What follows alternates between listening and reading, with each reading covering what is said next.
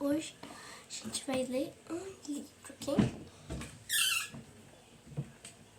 E o nome do livro é um clássico, primeira edição, obviamente. É Monstros de Tomazinho. Eu só vou fechar um pouco a janela pra não ficar muito escuro, tá bom, gente? Não ficar muito claro.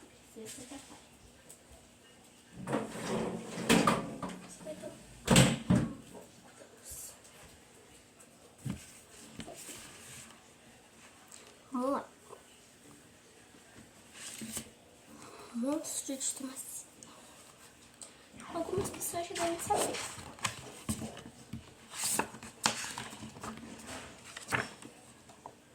Meu nome é Antônio, mas apenas minha mãe e minha professora me chamam assim. Para todas as outras pessoas, eu sou Toninho e gosto disso. Eu moro numa cidade bem pequena que fica no norte do Paraná. Ela se chama Tomazinho. Além de bonita, minha cidade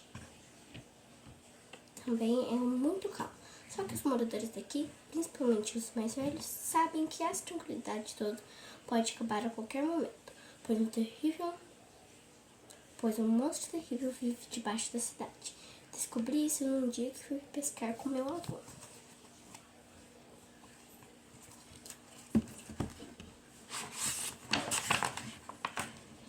Era no final da tarde, não exatamente o horário, porque eu estava sem o celular.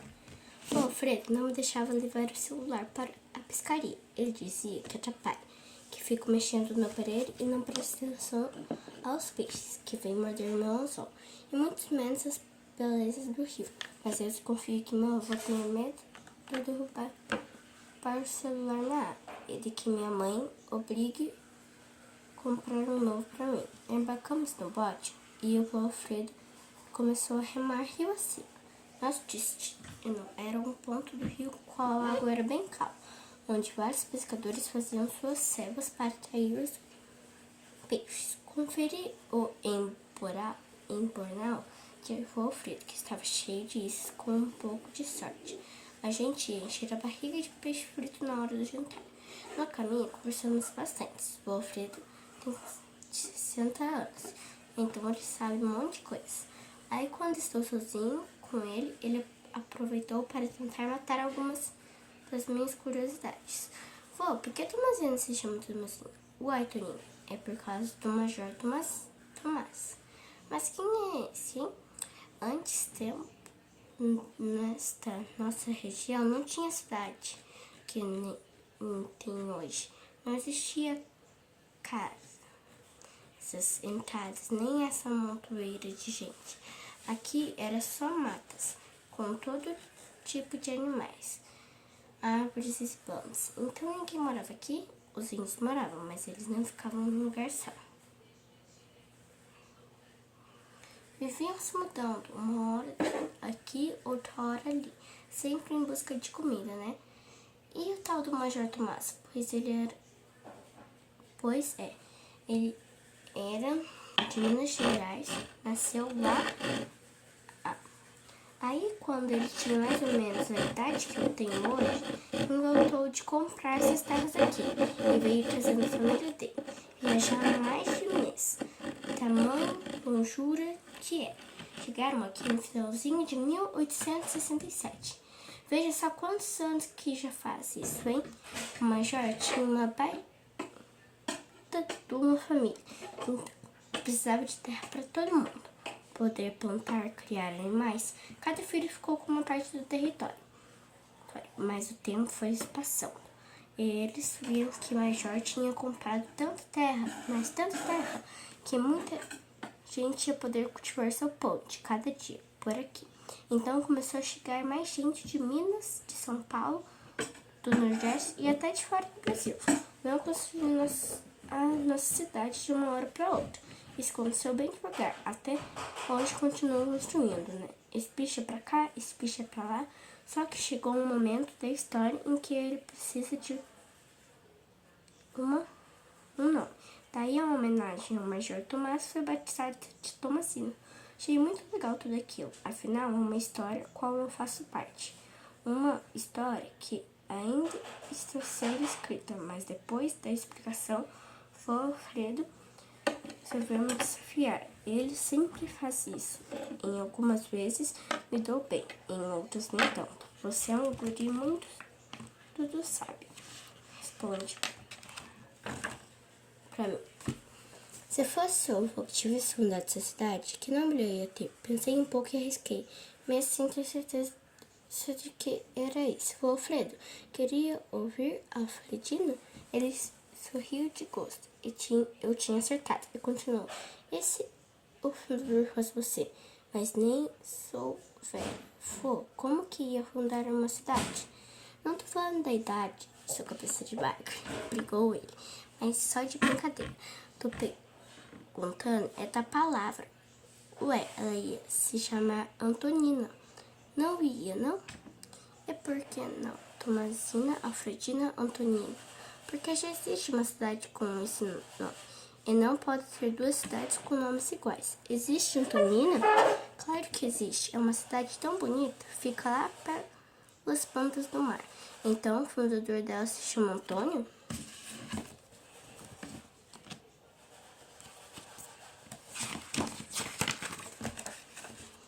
Pois é.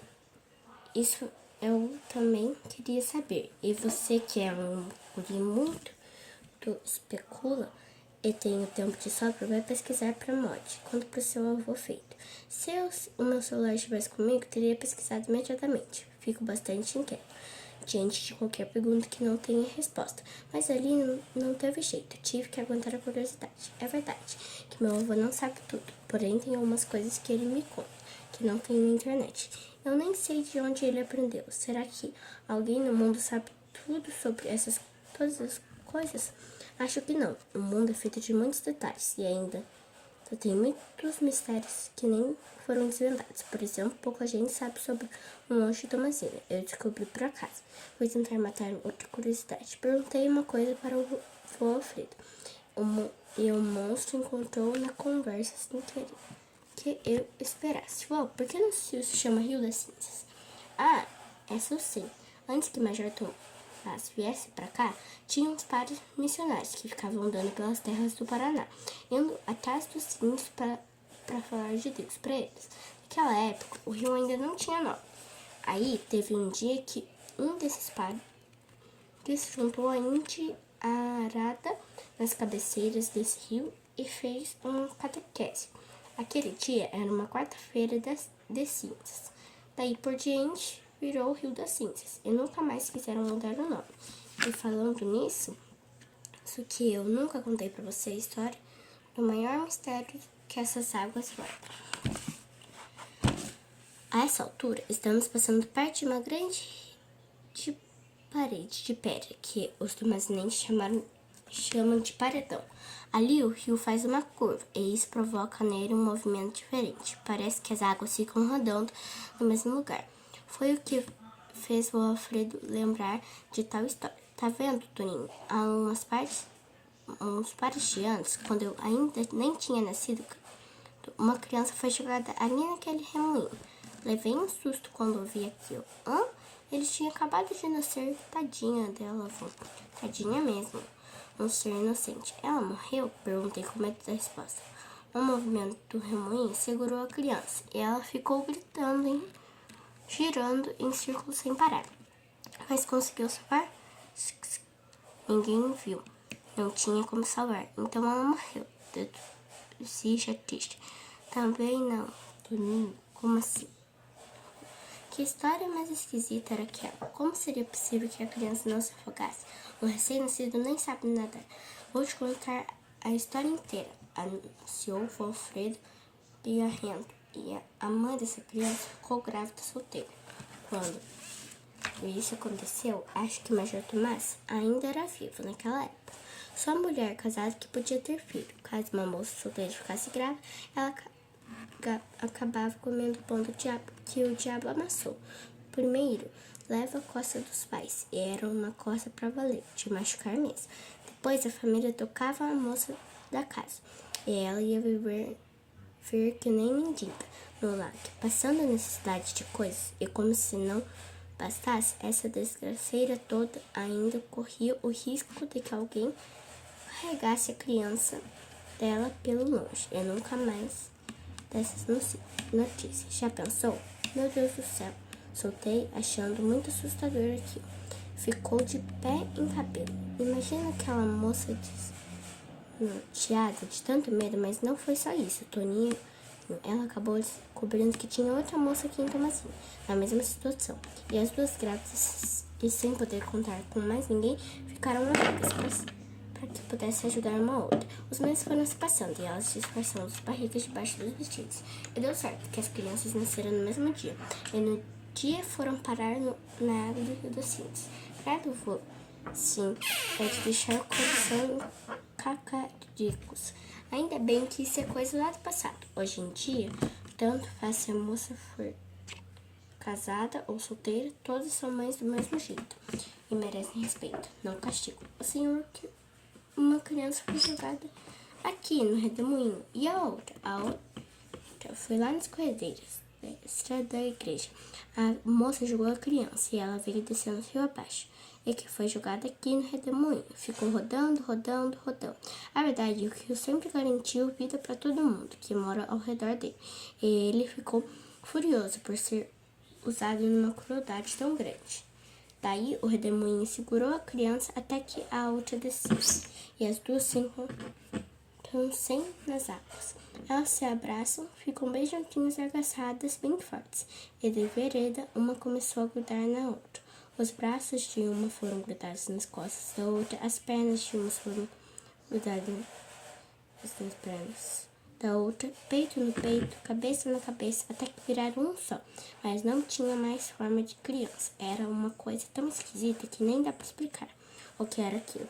E começou a espichar, e espichava cada vez mais. No final dos contos, tinha se transformado numa serpente muito feia, que mata a pessoa de susto se olhar para ela. Enquanto isso, a correnteza do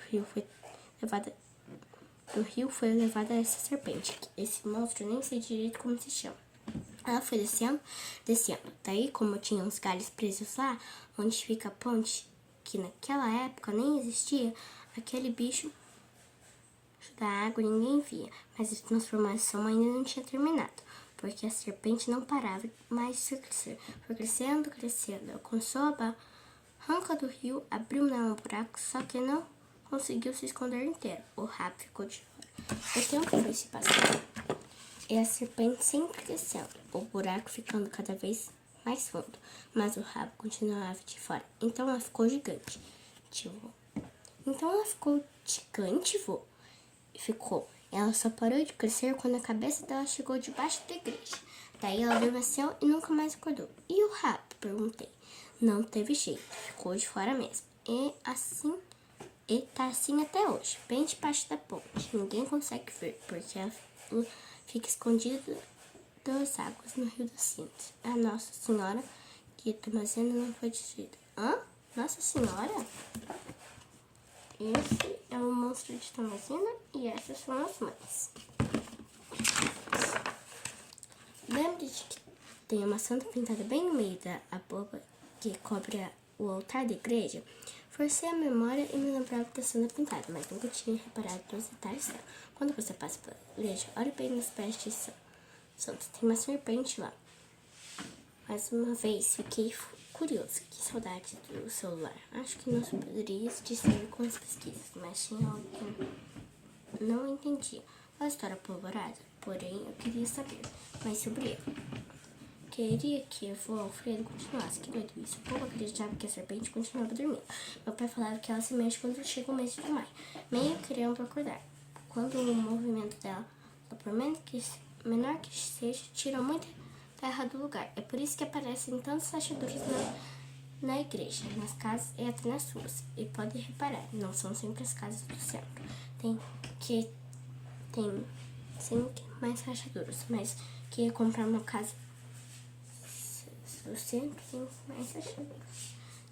Eu sei que tem um monstro morando lá de baixo. Chegando no local da pesca, o Golfo apanhou as iscas do empanal e foi preparando os olhos. Quando ele botou os olhos em mim, percebeu que os meus estavam esbugalhados e ele parecia uma estátua de pedra.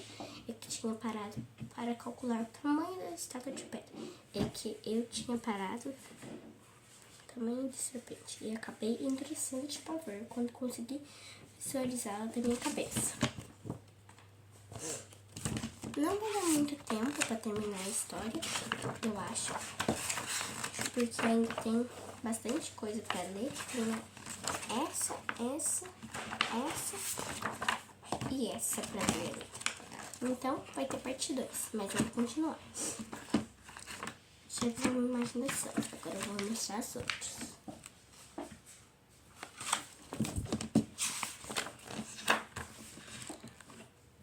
Ó, eu vou deixar pra parte 2, mas eu vou mostrar as penúltimas imagens.